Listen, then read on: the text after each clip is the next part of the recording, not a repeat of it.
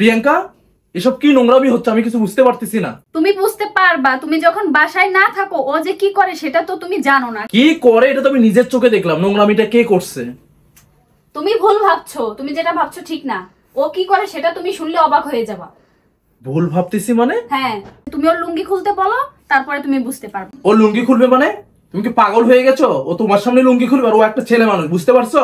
ছেলে মানুষ ঠিক আছে, কিন্তু আজকে ওর লুঙ্গি খুলতেই হবে। আসল কাহিনীটাকে একটু খুলে বলো তো।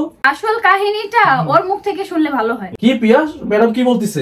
আমি জানি না সাহেব, ম্যাডাম সে প্রথম থেকে বলতেছে তোর লুঙ্গিটা খোল, আমি জিনিসটা দেখবো। তোর ম্যাডাম যখন এত করে বলছে লুঙ্গি খোল, স্যার ম্যাডামের সামনে লুঙ্গি খুলবো? আমি বলতেছি খোল। তোর লুঙ্গির নিচে কি আছে দেখতেই হবে। দেখাচ্ছি স্যার। হ্যাঁ খোল, তাড়াতাড়ি খোল। স্যার আমার লুঙ্গি নিচে এটাই ছিল স্যার। প্রিয়াঙ্কা, এই জাঙ্গিয়া দেখার জন্য এতক্ষণ পাগলের মতো লুঙ্গি খুলতেছিলা? এই জায়গার ভিতর কি আছে এটা আমি তোমাকে ভালো করে দেখাচ্ছি। মানে? তাকাই থাকো শুধু।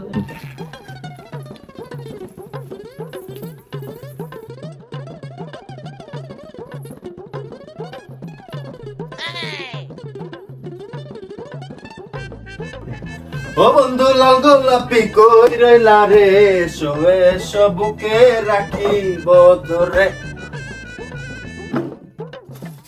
কি রে, স্যারের স্বর নিচ্ছেন না? কপাল বুঝি খুইলে গেল।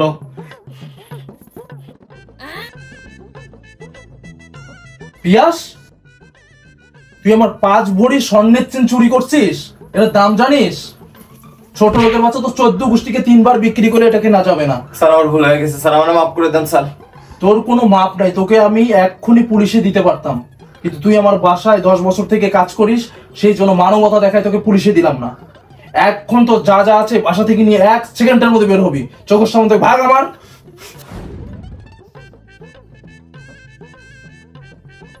সরি প্রিয়াঙ্কা, আসলে আমি তোমাকে ভুল বুঝছিলাম যে তুমি আসলে পিয়াসের কেন লুঙ্গি খুলতেছিলে, কিন্তু ও যে এত বড় একটা দুর্ঘটনা ঘটাইছে এটা আমি জানতাম না। তার জন্য সরি তোমার কাছে, ঠিক আছে? মন খারাপ করো না।